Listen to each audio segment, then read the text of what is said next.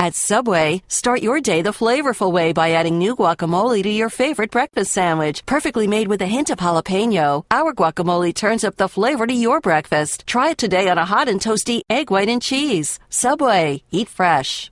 Before we get to today's show, I just want to talk about Stamps.com. Getting your mailing and your shipping done can seem like a no-win situation. Going to the post office takes a valuable time. Leasing a postage meter, that's expensive. Well, luckily I know a better way, Stamps.com. You can buy and print your own official U.S. postage for any letter or any package. It's more powerful than a postage meter. You can avoid those time-consuming trips to the post office. And I personally use Stamps.com. And actually, you could too if you listen to the BS report, which you obviously do because you're listening to this.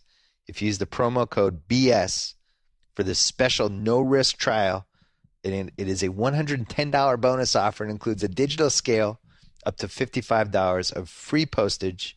All you have to do is go to Stamps.com, click on the microphone at the top of the homepage, and type in BS. Stamps.com. Check it out. The BS Report is a free-flowing conversation that occasionally touches on mature subjects. The BS Report. The BS Report with Bill Simmons. Welcome to the BS Report, taping this on a Friday morning in Southern California. Go to Grantland.com if you want to read my Part 1 NBA Trade Value column, my favorite column to write every year. Always spend way too much time on it. That's on Grantland.com right now. We have some really good stuff up this week just in general. I would encourage you to go to Grantland and check out a whole bunch of things, including Charlie Pierce's piece on Belichick and Brady's press conferences today. This is the Boston-centric BS Report. I'm going to call my dad, and I'm going to call my buddy J-Bug, and we're going to have a free-flowing conversation about everything that's happened to the Patriots this week. This is not a column. I'm taping this podcast as a fan of the New England Patriots. I'm calling my dad, my buddy J-Bug, and I have not really talked on the phone to either of them about any of this stuff. So we're going to do that right now. Let's call my dad.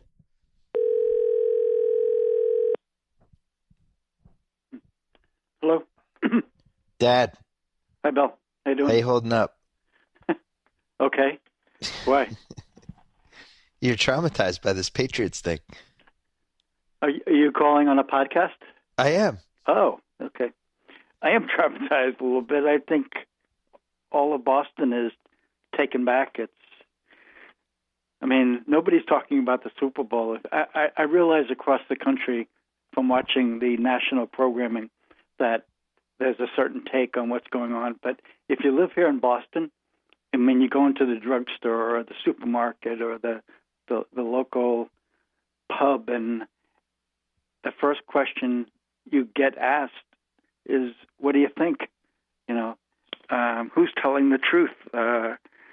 Nobody's talking about the game. It's really frustrating and sad and discouraging, to say the least. Don't you agree? We watched the game on Sunday.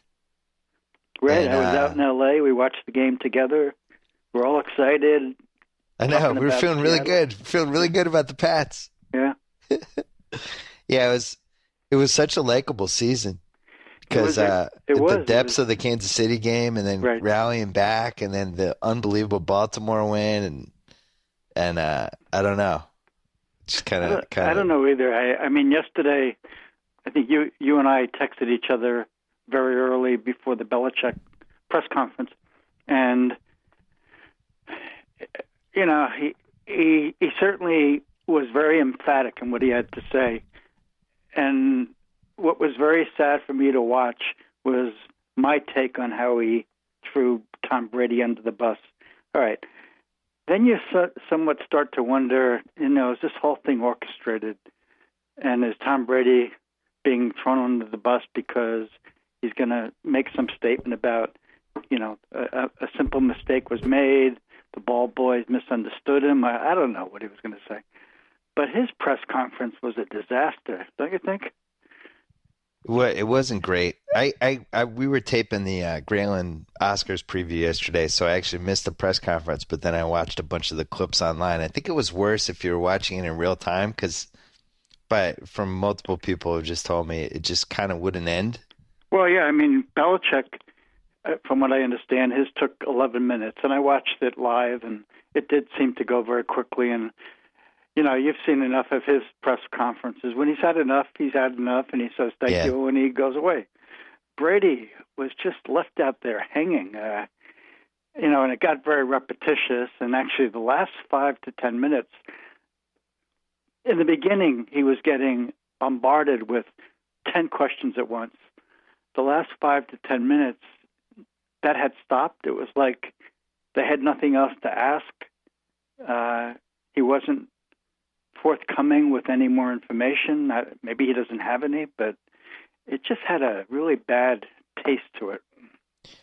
And then I watched ESPN afterwards, and the cast of characters, the pundits who are on that NFL Live show, and boy, they killed him. Brunell almost started crying, which was pretty funny. It's funny how seriously people who don't care about the Patriots have taken this. But I think they care about Tom Brady. Yeah. I mean, I think certainly fellow quarterbacks have to, my take is they respect him greatly, and they may not like the Patriots and Belichick and all that, but boy, you never really hear a bad word about Brady. And the post interview stuff was all about Brady's integrity, and it was really hard to watch as a Patriot fan. Didn't you find it that way? Yeah, I still don't know totally what to think about this whole thing. No, I don't either. I want to know. I want to know exactly what happened before I form an opinion, which is kind of goes against how people in the sports media are supposed to operate these days. I thought Charlie Pierce wrote a great column about just how weird those press conferences were, but we still don't totally know what happened. And it's like, it's possible that Brady just legs the balls inflated to the lowest possible limit, and for whatever reason, they didn't do it correctly. And he doesn't know what happened. I mean, I don't think we can rule that out. You know? I can't. I agree. You certainly can't rule that out. But it does mean that somebody incorrectly inflated the footballs. And right. I have to say, after watching both press conferences, I fully expected something was happening that is not happening. And I was shocked when Brady answered the question, have you met with the NFL yet? I mean, this is Thursday afternoon at 4:30, and he is still, what he said, he has not heard from and therefore been interviewed by anyone from the NFL. How does that happen? Well, think about that, though. And I don't want to turn this into a deflecting it away from the Patriots to pile on the NFL thing, but this is great for the NFL. We would have spent 2 weeks talking about Goodell and the elevator, and that would have been the dominant story of the Super Bowl. And instead, everyone's talking about this. And my perception, the way the NFL is handling this, is they love the fact that this is just going and going. Because how hard would it be to just talk to everybody and find out what happened? As you said, it's been 96 hours. They haven't talked to Brady yet? That's the most ludicrous thing I've ever heard of. Yeah. I don't necessarily agree with you on the motivation from the NFL because, except in small circles, I don't think anybody's talking about the elevator incident anymore. I think people wanted to talk about Seattle versus the Patriots. It's a great matchup. It should be a great game. And I agree with what you just said, though. It's ludicrous that they haven't interviewed Brady. If the quarterback and whomever works in the locker room getting these balls ready, if they haven't been interviewed yet, what has the NFL been doing for 4 days?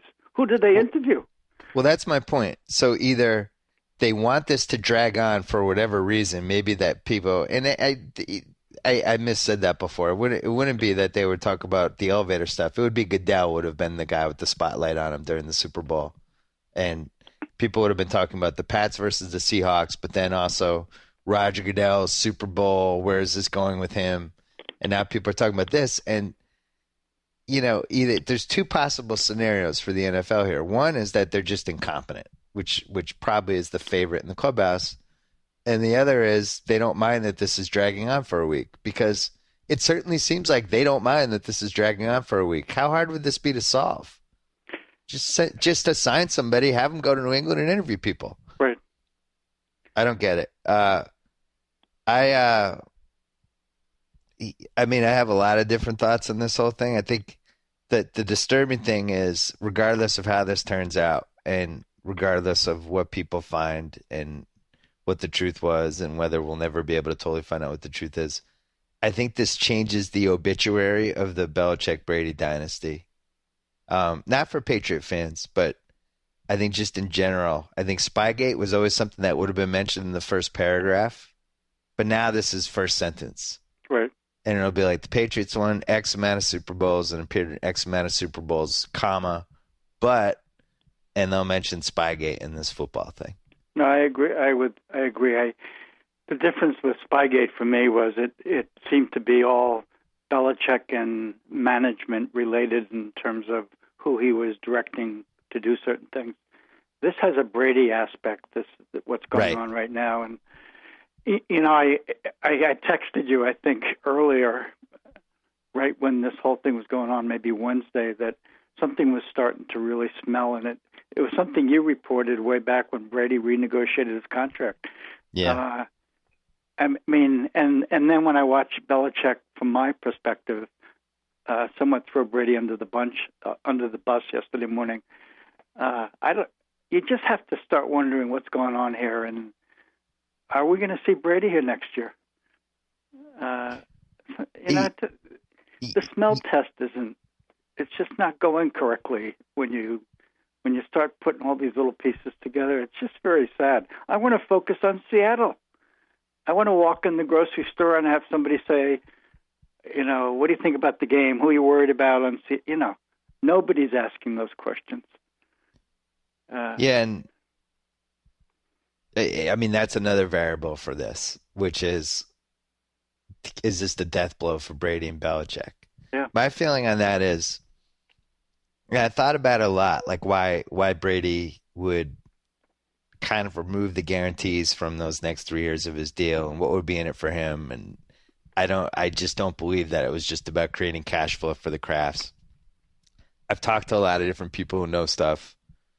I've formed my own opinions on it, but ultimately, I think Brady wanted the flexibility to get out for whatever reason. All right, so what are the reasons? Well, I think that there's been a good cop, bad cop thing with him and the Crafts and Belichick, and the Crafts are the good cop, and Belichick's the bad cop. And I think he's had an up and down relationship with Belichick, and I think he wanted the flexibility to be able to get out if he felt like that relationship with Belichick past a certain point, because I think he wants to play football. I think that's all he wants to do. I think he wants to do it in a happy situation. So, well, let me ask you then, having said that, what could he have possibly been thinking at 11 o'clock yesterday morning after having watched Belichick's press conference? So that was really interesting, right? Because, I mean, you ran a school system for, what, 22 years or something? Yeah, long time. I've run Grantland for almost 4 years. And when you have people working for you and stuff can go wrong, and that's happened to both of us, at some point you have to decide whether you want to take all the accountability for it and put all the heat on you, or do you want to kind of run from it? And it seemed like Belichick ran from it. I think he could have positioned it in a way that it was an organizational thing, but instead he kind of went for himself, was how I perceived that. He's basically like, look, I don't know what happened. I'm out of this. Ask Tom. Right. That's how I took that. And if I was Tom, I'd be like, wow, okay. So that's how this goes? And then they rushed up the Brady press conference. I thought that was bizarre. I did too, and I thought they rushed it up because there was some orchestration going on where Tom was going to talk about the ball boys misunderstanding his directions, or something that would have put a rest to this, put an end to this. But it only has given it new life. And it's the front page of probably every newspaper in the country. But I agree with something, what you just said about Brady watching Belichick's press conference and Belichick protecting his own legacy and reputation. He That's had how I took nothing, he had no knowledge, nothing to do with this. This isn't like Spygate. Don't look at me. Look at my quarterback. If I'm Tom Brady, I don't know. It's just so discouraging. So many mixed messages. The Belichick-Brady relationship has to have been affected by what happened this entire week. You just wonder what. First of all, the immediate concern is how is this going to impact the game a week from Sunday? I know that there's a lot of people saying it rallies a team together. I don't know. And is this Brady's last game as a Patriot? Well, and that's the I think second that's question. in play now too. Yeah, that's the second question. You have the game a week from Sunday. How will it be affected? And secondly, has this destroyed the Brady-Belichick relationship so that after the game Sunday, things are going to be very different? Here's what was missing in the Belichick press conference, and maybe there's just something wrong with him from a personality standpoint that he's just unable to realize that this is something he should have done. But the one thing he didn't say in that press conference that he easily could have said and would have been really important, and if I'm Tom Brady, would have been important to me, all he needed was to say for 20 seconds, look, I've coached Tom since 2000. All this guy wants to do is play football and prepare for football. This guy does everything the right way. I just find it hard to believe that at age 37, he would suddenly decide to start cutting corners. That's not who he is. You know what I mean? Just something like that where you're just like, hey, just by the way, I just want you guys to know that this guy is a guy who does everything on the level and has been that way the entire time I've known him. So I don't know what happened here. It makes no sense. That's a really good point. And it goes back to you're making a comment about me running a large school system, you running Grantland. When you've had a long-standing relationship with employees, loyalty is so important. Loyalty, integrity, honesty, having faith in the people with whom you work. Belichick didn't go that way. He went the protection of himself route. And that has to affect the people who work for you. And will it affect them a week from Sunday? You have short-term, long-term issues here. Short-term, 9 days from now, we play in the Super Bowl. And then you have these crazy people talking about they should replace the Patriots with Indianapolis. And the thing is just, I did read Charlie Pierce's article. I thought it was a terrific tongue-in-cheek approach to everything that's happening. Unfortunately, there is a seriousness, and I'll use the word sadness, to everything that's going on, particularly if you live in Boston, the Boston area. Well, I don't see how there's any way this doesn't affect the team for the Super Bowl. And we lived through this in '96 when it came out before the Packers game that Parcells and Kraft were in trouble, and it was clearly leaked from Parcells. And I'm always going to believe that really hurt our chances in that game. Well, it's kind of ironic. I was at that Super Bowl and in New Orleans, and all I was hearing about was the Belichick stuff, the Parcells stuff. Right. It overshadowed everything. You and I were everything. at the Super Bowl in '08, and all we were hearing about was Spygate. And it really disturbed us that the whole focus was somewhere else other than the game. Well, yeah. What do you think is going to be happening all of next week? And I'll tell you this much. For Tom Brady, this was bad this week because all he does is think about football, and he's kind of constructed his life that way, and he goes to bed at 8:15 every night, and he gets up early in the morning, and he just works out, and that's all he does, and studies tape and does stuff. And now he's dealing with this for 5 days, and it was weird to see him so rattled in the press conference. This is a guy who's played in 5 Super Bowls and hosted Saturday Night Live and had a huge spotlight on him his entire life. And, yeah, I agreed. And he was rattled. Yeah, he was rattled. How is Tom Brady rattled by anything? Rattled and seemed very nervous, and the questions kept on coming, and they kept him out there too long. I mean, it got very repetitious, and as things go longer and longer, things get a little bit more convoluted and a little bit, I don't know. It was just so hard to watch him in that situation. And, you know, as you said, he's had this 17-year career. His integrity is certainly something that other players across the league have admired. Yeah. And then to watch him get ripped apart by former peers who now are talking heads on the different channels, really difficult to watch all that yesterday. Well, and it was also, I thought, a PR disaster by them.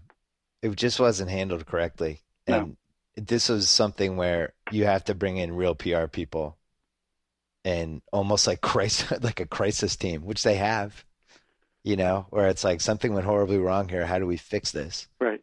And, you know, one of the things a crisis team would have told them was make sure everyone's on the same page. Well, that didn't happen. Then they would have said, Brady, you know, say your piece, take like 2 or 3 questions and get out. Well, he didn't do that. He stayed on forever and made it worse and worse. And then when he used that ISIS example, like, I'm not blaming him for saying that because I'm sure that's how he felt, but that just made him seem defensive. Right. And that was like the worst thing he could have said. You know, you basically, like, if he had asked me, what do you think I should do? I would have said, just go out there and say, I like my balls at a really, really certain inflated level. I don't know what happened. I've spent my whole career preparing and doing things a certain way. And I totally understand the gravity of this now. I didn't 4 days ago, but the fact that people think that I cheated, like, really, really bothers me because I didn't. You know, like, there's ways to do it. And, right. and he just didn't do it correctly. No, he didn't. Whoever helped prepare him for that press conference did a terrible job. Whereas Belichick certainly knew exactly what he wanted to say, said it, and got the hell out of there. It's funny though, like, you know, obviously,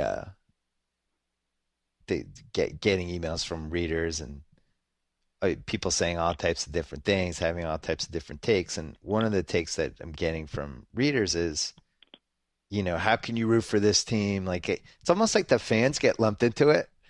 And it's like, what did we do? I just started rooting for the Patriots because I was growing up in Massachusetts and we started watching Patriots games because that was the team that lived played in the state that we lived in. It's, you know, it's just kind of funny. But at the same way, it does feel like it's like part of your family, you know, it's like your uncle got accused of something, or, you know, you feel like you want to defend them, but ultimately it's like, these are just dudes wearing these uniforms that I started cheering for when I was 4. Yeah, that's a funny point because, you know, obviously I live in Boston, and 99.9% of the people with whom I interact are Patriots fans. Yeah. And certainly, again, Brady's been held in such high esteem and an iconic kind of figure.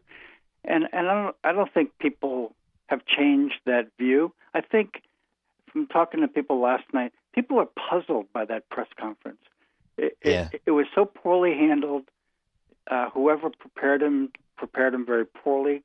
You know, there were a couple of questions that if they had been asked, or maybe if he had incorporated into his answers, things that would have made things a little more clear. But when none of that happened, it's kind of taken on a second life of its own. And then again, to be repetitive, you throw in the Belichick-Brady piece and Belichick's earlier press conference, and, you know, what did that all mean to Brady? Did it frazzle him so that he was it wasn't what he expected, and when he went on at 4:00, and I don't know. I mean, well, if you're the Crafts, what do you think? Well, because... you know, that's another point. I'd like to hear from the Crafts. Now that we know the NFL has not even started, well, I shouldn't say that. We don't know if they haven't started their investigation. They claim they have, but they haven't interviewed the key parties. Have they interviewed the Crafts? Well, I was going in a different direction with that. If you're the Crafts and you've turned this Patriots franchise that you saved from going to St. Louis into this, you own the stadium, you own all these different things, you own this team that's worth $2 billion. You're the most successful franchise of this century. You've won 3 Super Bowls. You almost went 19-0. You have all these great things that have happened.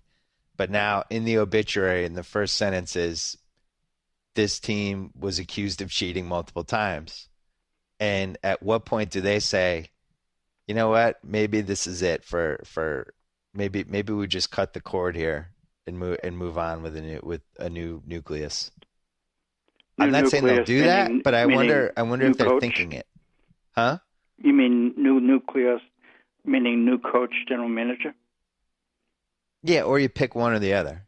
Yeah. You just say, you know what, this people seem to think during this entire run that we haven't been doing things on the level, and thanks for everything, Bill Belichick. Well, go on, do your thing somewhere else. I have to say, after what's occurred this week, I wouldn't be really shocked if that's what eventually happens after the Super Bowl. Yeah. Would you? That's why I brought it up. Yeah. I wouldn't be shocked by any outcome now. I wouldn't be shocked if Belichick left. I wouldn't be shocked if Brady left. I wouldn't be shocked if both of them left. And I wouldn't be shocked if they both stayed. I think everything's in play. I think everything is in play. And it just would be nice if the NFL would interview some people and solve what happened. Just get it over with. Right. I mean, just come out with some result.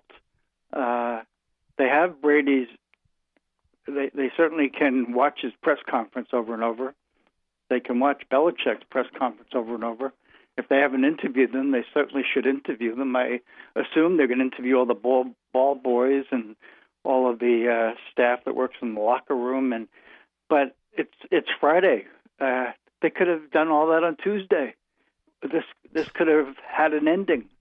And now we go into the weekend not talking about the game. And also, as Patriots fans, just with so many questions about our team. I mean, we are rabid lovers of this team, and it's just, again, I've used the word shame. It's just such a disappointment. It's so frustrating. We're not talking about the game. Well, and then also, we had such a good couple weeks there, and it really did feel like this was like the great, almost like what happened with the Spurs in 2013 and 2014 for the Pats, like this kind of unexpected resurgence when it kind of seemed like that wasn't going to happen. Though, I was thinking about the Super Bowl itself. So even if the Patriots win now, it feels like, I don't know. I feel like this is the most despised team now of my generation. I'm trying to think of another team that people are just so far out on. Well, people love hating this Patriots team. And I said Sal and I did a podcast on Monday, and I was saying, I don't know who America's going to root for because the Seahawks bother people too. And it's like here's the first Super Bowl we've had where it seems like America kind of hates both teams. But now this football thing has pushed the Patriots to a whole other level of national villain. It's like in the 80s, we hated the bad boy Pistons, remember? Right. And it was like, wow, I hate that team. I really, really genuinely hate that team. And people feel that way about the Patriots times like 4. Yeah, they certainly do. When we went to the 2008 Super Bowl and Spygate, I remember in the hotel room, like we're there 5 days before the game, and all we were seeing on ESPN and the other channels was Spygate. That was the week of the game. There was no discussion about the game. It happened 4 weeks earlier, or 4 months earlier. Right. And I don't know if it influenced that game. You just don't know. And But this one has a different element because players, well, the key player on the team is involved in some aspect in terms of he's the one who handles the ball and da-da-da. I don't know how he puts 100% of his mindset and his attention into preparing for this game. That doesn't that really worry you as a Patriot fan? Yeah, a million things worry me. Yeah. Would you say, because Boston, the Boston area, I should say, could go one of two ways. Either they rally behind this stuff and go into FU mode, or just get bummed out. And I'm wondering, do you think the same amount of Boston fans will now go to the Super Bowl? I feel like yes. I feel like people are going to eventually just kind of rally behind this and be like, you know what, you're not taking this away from us. But we're still kind of in the what the hell is happening stage. But I think next week that happens. What do you think? I kind of disagree. Yeah, watching some of the late night interviews, and I have two friends who are thinking of going, and now they don't want to go. They just think the atmosphere there is going to be so negative. They just don't want to be part of it or have to watch it or experience it. Oh, now I'm going to have to call the Bug. I'm going to have to see what the Bug thinks. Was he planning to go? Well, he'll have I'll be interested to see if it has changed his desire to go. Well, one thing that's happening here that's really surprising me is when you watch the TV, Boston sports TV people, or listen to the Boston radio personalities on the sports channels, they're all taking major pot shots at Brady, Belichick, and the Patriots, which is really surprising. I mean, the Felder Show is an example, and I know we talk about that show a lot. Well, you talk. I don't. Really negative. And the people in Boston and the Boston area, obviously it's not just Boston, Massachusetts, watching those shows, listening to those shows, listening to those people be so negative and accusatory, that has an influence. Yeah. Well, but you just described the Boston media in general. I mean, this is like the perfect story for the Boston media. It's so negative anyway, and this is actually one where you can be negative and it's legitimate. But well, I can appreciate that they're negative toward Belichick because Belichick has never been very helpful to the press, the reporters, the shows. But Brady always has been. And again, to harp on the same issue, he's been an iconic figure. For 17 years, he's had the total support of, I think, the reporters, the people on TV and radio. That's not the case right now. That's a real turn of events. And I mean, I'm thinking about like some of the other big things that have happened over the years and how the Boston media just had one of the all-time field days. Like even when Parcells and Kraft, when they broke up, remember that? That was like a 3-month saga. Yeah, 3 months. And it was newspapers taking sides. I remember like Lisa Olson when the Patriots like did all that terrible stuff in the locker room, and then people took sides on that, and amazingly, people took sides against Lisa Olson, who just made the mistake of doing her job as people were exposing themselves to her, which is insane when you think about it 25 years later. But that was like a 4-month scandal saga. So I mean, I'm sure that's going to happen here too. Usually the Boston media, they go crazy, then they start turning on each other, and it just has this self-perpetuating thing. That's not going to help. Yeah, it's very obvious that any reporter to whom Belichick, if he gave that reporter a hard time, wasn't pleasant to that reporter. I mean, you've watched his post-game interviews. They're pretty hilarious. He's so arrogant. This is their opportunity to really go after Belichick, the Patriots, but unfortunately, again, to be redundant, Brady as well. And, then you combine that with all the national people, Mark Brumell, the people I watched like you did afterwards yesterday. Well, it's ESPN. Not a single one of them had a kind thing or supportive thing to say about Brady, which was really discouraging. This is ESPN just going 24/7 news cycle. It wasn't just ESPN; it was the NFL. No, I know it's everybody, NFL Network. Yeah. But you knew it was going to happen.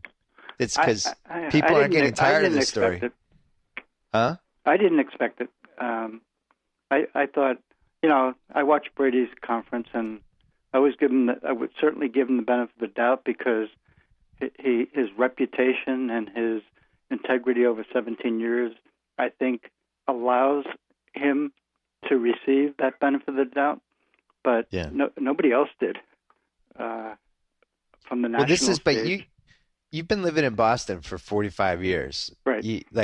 The Boston fans are in a little bit of a bubble of how they feel about the teams versus how people feel nationally. Well, that must be, you're and right. Nationally, people hate the Patriots, and they love any sort of situation where they can take shots at Belichick, whoever. Like, I get it. I'm not against it. It's sports. Like, you need heroes, you need villains, you need fun teams. You have the national stage. I have the parochial Massachusetts stage. But Belichick's probably the most controversial coach of this generation, not just because of Spygate stuff, but because how he handles press conferences. And, like, think about Popovich, who is equally an asshole in every press conference as Belichick, but people love Popovich. Yeah, it is. It's all about perception. Yeah. And people always talk about, like, what a great guy Popovich is and how he has all these interests. Like, well, so does Belichick, but people don't like Belichick. No, it's a good comparison because you have Popovich also has Duncan, Belichick has Brady, but I would not just suspect. It's my strong impression that Popovich's loyalty to Duncan is a lot greater than Belichick's loyalty to Brady. And that there's no question. Popovich would have absolutely protected Duncan 100%. That's my point. 100%. That's my point. I know I texted you. I know we're going around a little bit, but I texted you immediately after that Belichick press conference. Shocked by how he had just thrown Brady under the bus. Yeah. What's interesting though? I think I said this to some of the guys in the Grantland office yesterday. That, like, the Patriots, the Spygate thing, I think for America, it was basically like the husband who gets caught having an affair, but then the wife, then kind of stays in the marriage. But after that, anything that happens, you're just gonna assume the worst. And this second thing, it's like, the footballs are deflatable level. The Colts are 11 out of it, and it's like, boom, they did it. It's not like the Patriots created this world for themselves. Like, if you think about it, like, say this happened to Seattle and Russell Wilson, and the Packers complained that the footballs were 8% less deflated than they should have been. This story goes away in a day. Right. No, there's no doubt that's true.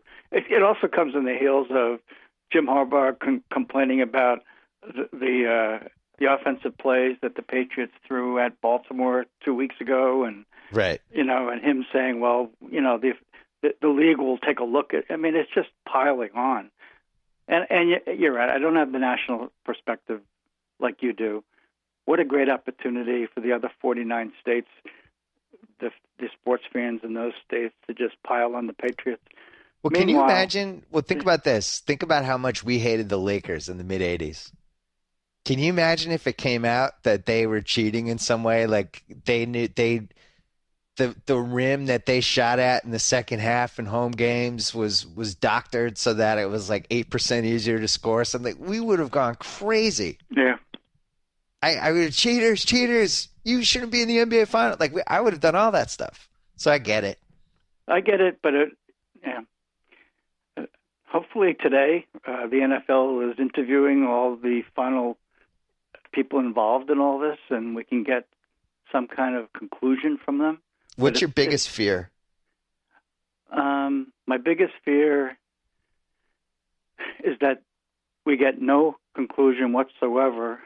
Everybody's left hanging the way they were at 6:00 last night, And it's never resolved? It's never resolved, and Brady's not able to focus on the game next Sunday. And after the game Sunday, which, regardless of the outcome, we see Brady move on from the Patriots.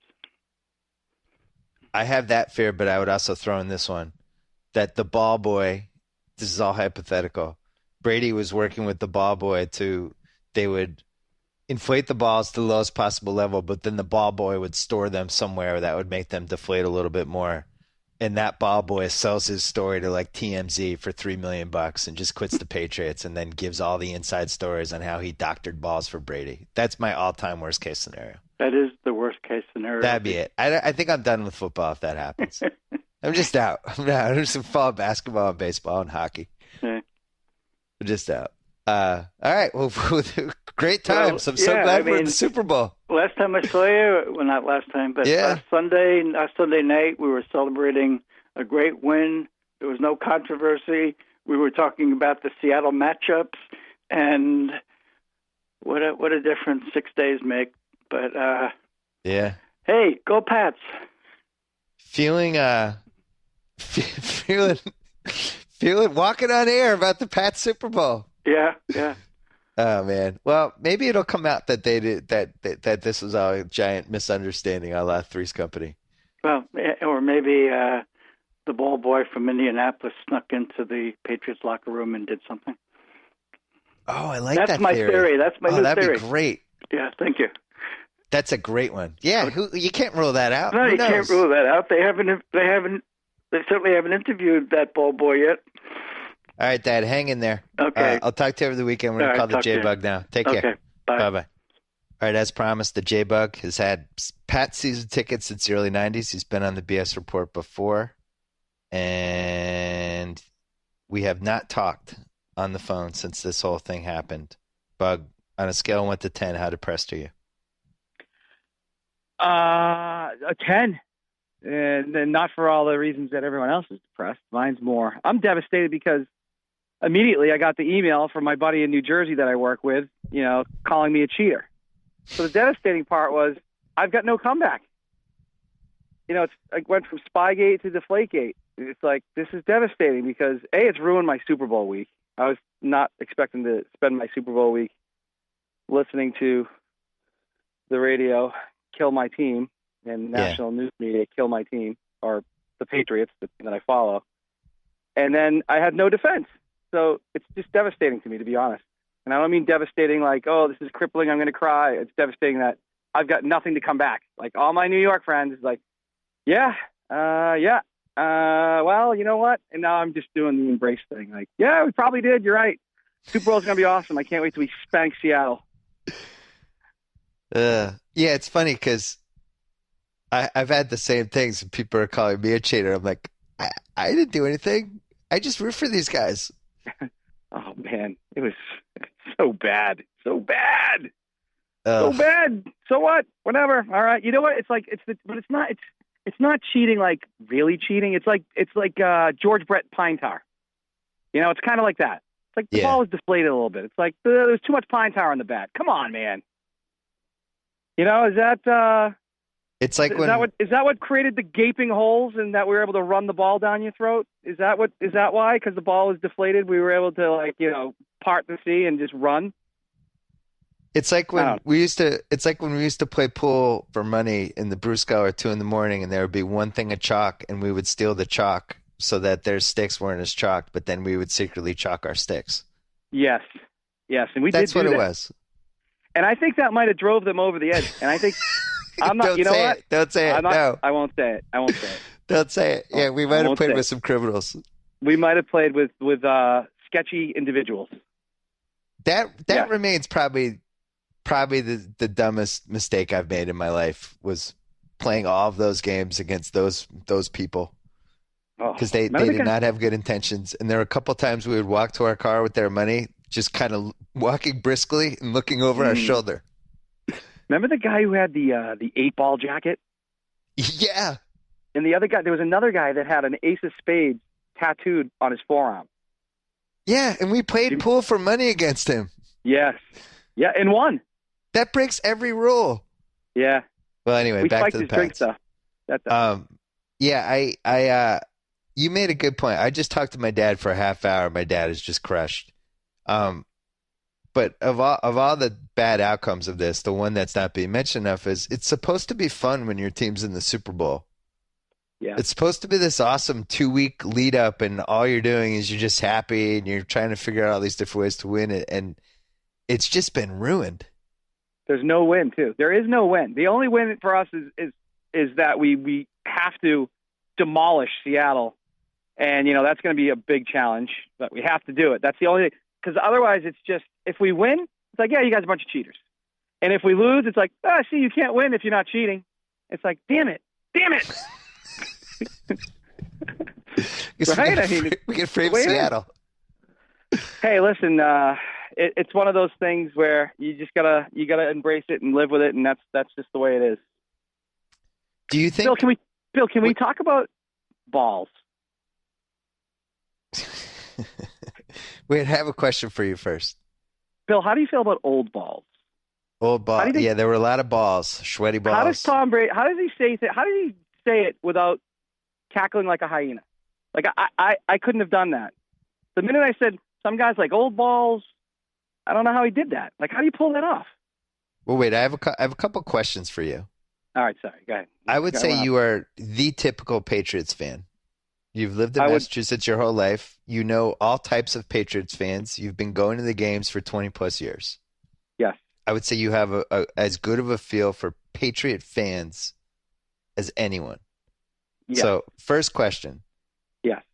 Did everything that happened this week lower the amount of people that are now going to go to the Super Bowl? Lower the amount? Yeah. Are less people going to go to the Super Bowl now to support the Patriots because of this week? No freaking way. No way. Good. What are you talking about? I had to ask.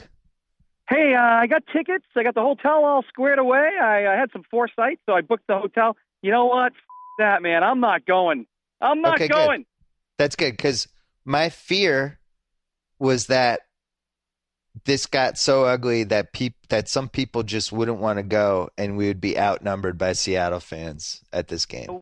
No way. And it got so, you know what? It's so ugly that the opposite effect is happening. Now people are like, you know what? F you if we did cheat. I'm tired of listening to you. I'm tired of hearing it. You know, if they didn't talk about it that much, it would be like, oh, this is not good. But that media circus yesterday was like, you know what? Screw them. Screw everyone. I don't care. Let's freaking get there and get it done and beat the crap out of them. That was my next question. When does Boston and the whole Patriots fan base go into FU mode? I asked my dad that, and he thought people were still like reeling and licking their wounds. But the history of Boston, dating back to the 1770s, when we kicked the British out of the freaking USA, for all you other people out there, by the way, the history of Boston is to go into FU mode and to just go the other. Oh, you think we're the villains? I'll show you a villain and go that way. Is that going to happen this weekend? Oh yeah, no. I think that happened. That 6 happened years already. Ago. That happened 6 years ago, and then we've just carried it on. Yeah, so like Grover, who I would say is one of the most irrational Pats lovers, I would guess would maybe take this personally, this whole thing. What's Grover's mindset right now? Man, you know what? I'd love for you to call him, but you probably couldn't play a word he said. What do you think his mindset is? You've met him, you know him. What do you think his mindset is? I think he's in FU mode. Oh my God, he's always in FU mode anyway. That's his mode. Yeah. So we basically, the Pats fans just need to embrace that we're the wrestling heels. Yes. We're $1 Million Man Ted DiBiase in the late 80s. We just got to put on the jacket and strut around and pay off referees. We are most certainly in that mode. Okay, here's my next question. All right. Are you worried this is Tom Brady's last game ever as a New England Patriot? Well, you know what? I thought about that. And during the Bill Belichick conference, I thought, all I kept thinking about was Barnwell's column that he wrote. The one he wrote earlier on in the year, and then the one he wrote towards the end of December. Yeah. And that contract column, it's just like, damn it, why? What's happening here? And obviously, they don't do anything without talking to each other. He knew, but I'm sure Brady was aware of what was going to happen during Belichick's conference. But no, I think we're going to win. I really, in my heart of hearts, think we're going to beat Seattle. I really do. And I don't see, Brady winning the Super Bowl and then saying, hey, thanks, see ya. I just don't. No, this is not going to be his last year. But it made me think about it. Made me think on that Barnwell column. That's for sure. Next question. Do you think this is Bill Belichick's last game with the New England Patriots? No. Okay. Why would you say that? Why would you say that? You were. Well, here's why I said that. I talked about this with my dad already. If you're the Crafts and you've already won all these Super Bowls from the team and you've already turned the franchise into this giant $2.5 billion asset, whatever it is, and yet everyone in your life thinks you're a cheater, but you didn't do anything. At what point do you say, you know what? I think we can do this whole football thing without this Belichick guy. Maybe it's time to move on. Maybe it's time for a fresh start. I think you move on when that $2.5 billion enterprise turns into $1.8 billion because of Belichick. But only then. And I don't think that's going to happen. I think you're right, but I think this is the first time Kraft and his son at dinner actually kind of looked at each other and were like, what do you think? What should we do here? Oh, no way. No. He'd be hired like in 5 seconds. 5 seconds. I'm not arguing that he wouldn't be hired. Listen, I don't think he's going anywhere. I just think this is the first time since 2001 that I've even considered whether he will be the coach next year. And I think he will. I think he will. I've just never considered it before. I've never considered a world without him. Imagine a Patriots world without Bill Belichick. No. Well, yeah, I don't have to imagine. I sat through it and lived through it. And, we can always hire a McPherson. That was fun. All right, here's my next question. You vividly remember the 96 Super Bowl, which we watched together. Yes. I'm still mad at Parcells because he leaked that stuff about him that maybe being his last game. He's mad at Kraft. He used Will McDonough and got that story out that it might be his last game and started this whole freaking tsunami. And we ended up losing to the Packers in a game that really came down to one or two plays. And I'm always going to feel like he had 1 foot out the door and the players thought that and it affected the game. Is all this going to affect the Super Bowl in a week and 2 days? How can it not? It already has. Yeah. How can it not? But I think that the difference is Bill Belichick. I don't know. There's those guys, the guys at work that they like to keep everything nice and clean. And then there's the dudes that like to get, they roll in the meeting. They like to roll in the dirt and roll in the muck and call you out and say, no, this is why the marketing plan sucks. And this is why you haven't been doing your job. I think Belichick's that type of guy. I don't think he minds playing in the mud. I don't think he minds all this. Extra distractions. I don't think he minds it. You think he uses it as fuel? Embraces it and uses it. I think he uses it to motivate the team. Well, that'd be cool. I think it would be awesome. Oh man, I don't know. I think that like with Aikman coming out and saying that, it's like, come on, man. I mean, really, he's got 3 Super Bowl rings, right? Yeah. Aikman. So it's like, okay, now maybe you don't want Tom to have 4. I don't know. Maybe I'm a homer. Maybe I'm this conspiracy theorist person. Maybe I'm just thinking, well, Aikman doesn't want someone to have more than him. Screw you, Aikman. He's going to have 4. I don't know. Here's my next question. I like how riled up you are. Reel me back in. Reel me back in. Sorry. I love when you get riled up. Damn, I forgot what my next question was. It was a good one, too. Oh, okay. I remember it. I'm going to say this now because now all bets are off with the Super Bowl, and I don't feel like I'm jinxing anything. On Sunday night and on Monday morning, I wouldn't have said this in a podcast, and I wouldn't have written this, but I genuinely felt in my heart of hearts that we were going to beat the Seahawks and that we had a better team. And just after watching the Seahawks, and they really only have 2 receivers that can do anything, and they're not even that good. Curse and Baldwin. Revis was going to shut down Baldwin. Yep. So now Now, Curse and Luke Wilson would have to beat us passing. Belichick's great at, if he's going against an offense that is a little limited, he's great at just removing the things that can hurt you. And it's like a boa constrictor, just squeezes you, makes you do the things you can't do. And I felt like we were going to win. And now I don't know what to think. Did you feel as confident coming out of Sunday as I did, or am I just a ridiculously optimistic Pats fan? Yes. Yes, I did. I feel the same way now, though. I feel the same way. A better team. You're going to delete this out. I know you are, but I feel the same way. You can call me whatever you want, but I feel like 38-13. You should say you felt like 38-13. No, I feel like I feel like 38-13. Oh boy. I feel like 38-13. I feel like you're already in FU mode. This is great. I think to your point, the difference is, I mean, the problem is they have two alternatives, because you're right. You have Revis take him out, but now you're gonna stop Lynch, but it's two people in the backfield because Wilson can hurt you. So it's actually two. I watched two that you have the boa constrictor on too, but I don't know. Green Bay did a pretty damn good job at it. I watched the fourth quarter in the OT of that Seattle Green Bay game again, because it just, all of it happened so fast. Like it was just too many things happen. I was like, I just got to watch this again. Wilson, they show a graphic. There's 3 minutes left in the entire game, and they're down by 12, and they show a graphic with his stats, and he was 8 for 24 for 95 yards and 4 picks. Yeah. And there's 3 minutes left in the game. And if you actually watch the throws he made, he threw a nice little wheel route to Lynch it seemed like it was a touchdown for a second, but then it wasn't. He threw 2 over the middle to guys that were open. Then they ran a nice pistol play with him where he ran for some yards.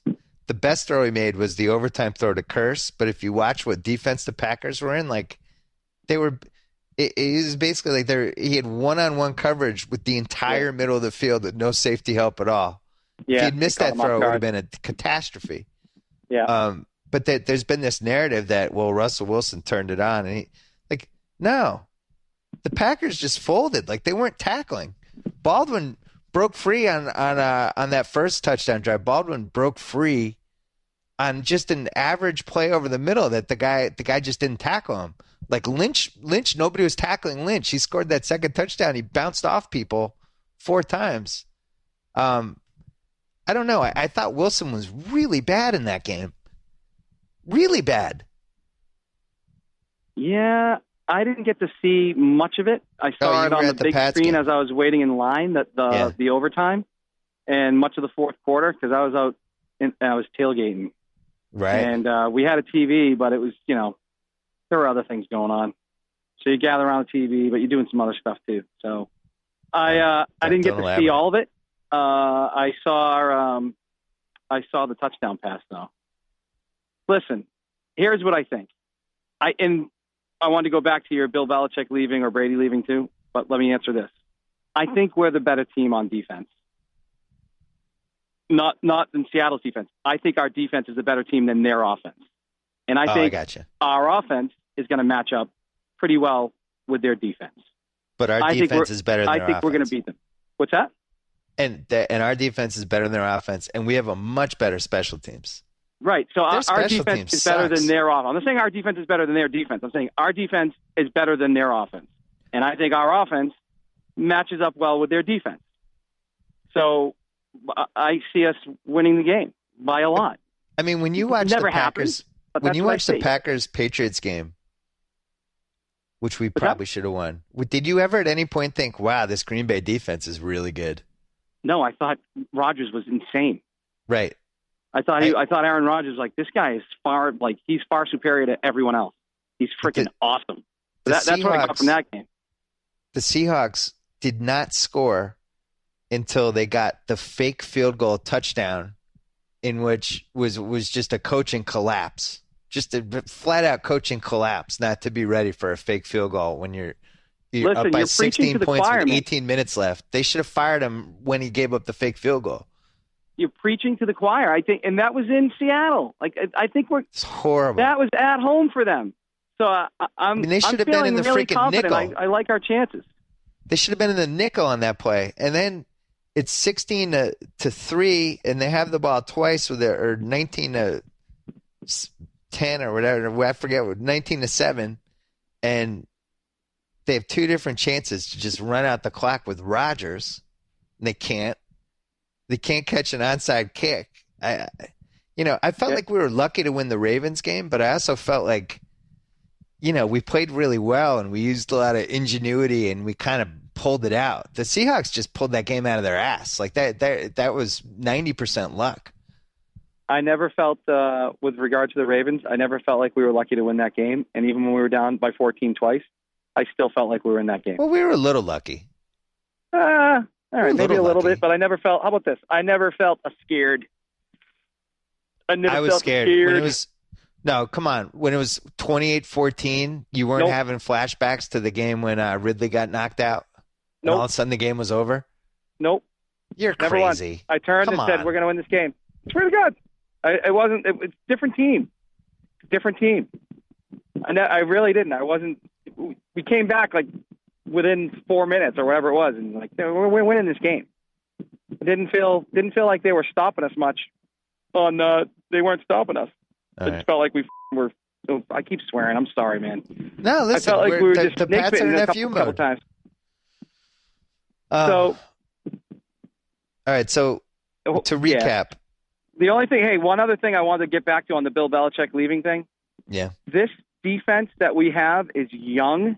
And if we can find a way to get Revis back and sign McCourty, I don't know if we can, but then you have Jones, you have Collins, we've got Hightower, we've got Mayo on IR. He might not even be back. I mean, I think our defense is going to be insane for the next 5 years, like Super Bowl defense.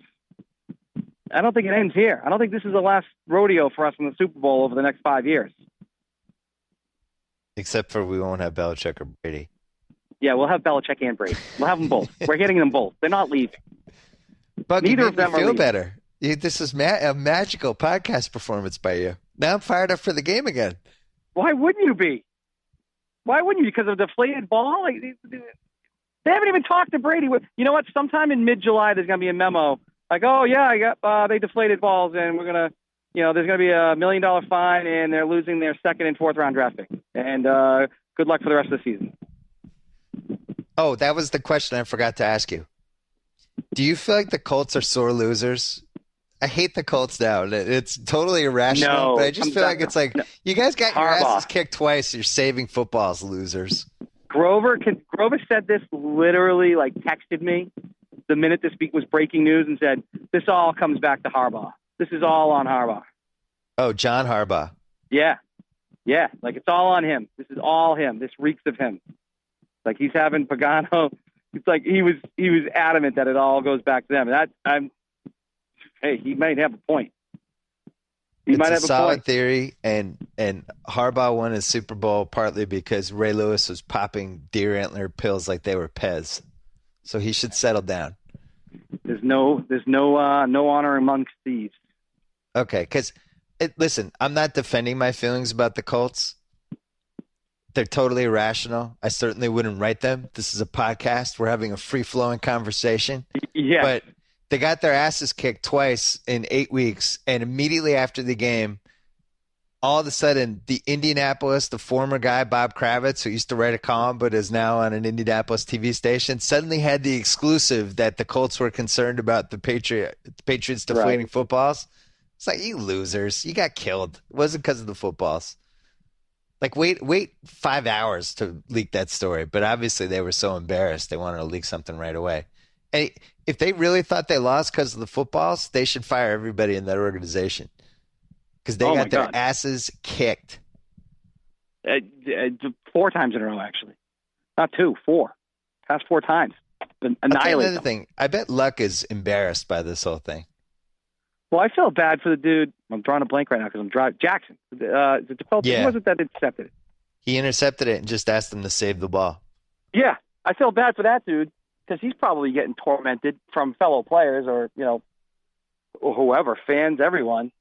The guy, had a pick in a playoff game and said, "Save this for me," and then next thing you know, it's like, oh, he squeezed the ball and felt it was soft. And then he comes out like, "I never said that."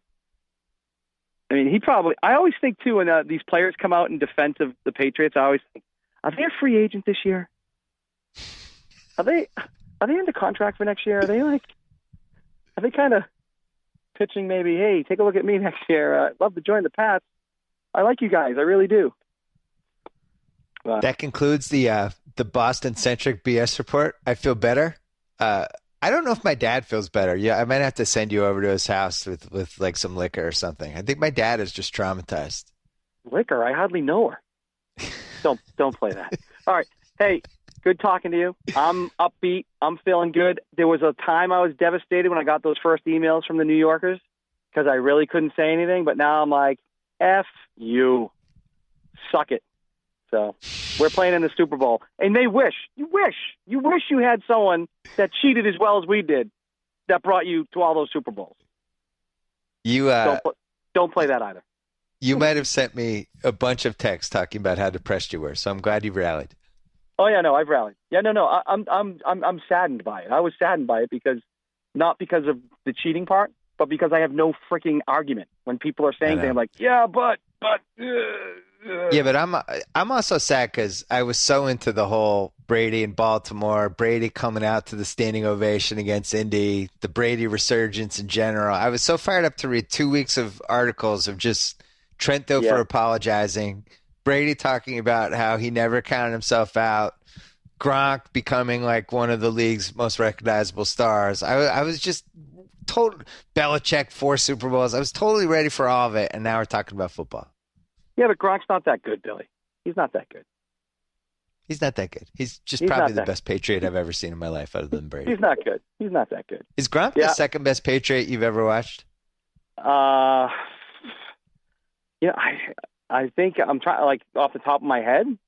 I mean, Andre Tippett was fun to watch. I always liked Stanley Morgan, but different type of player.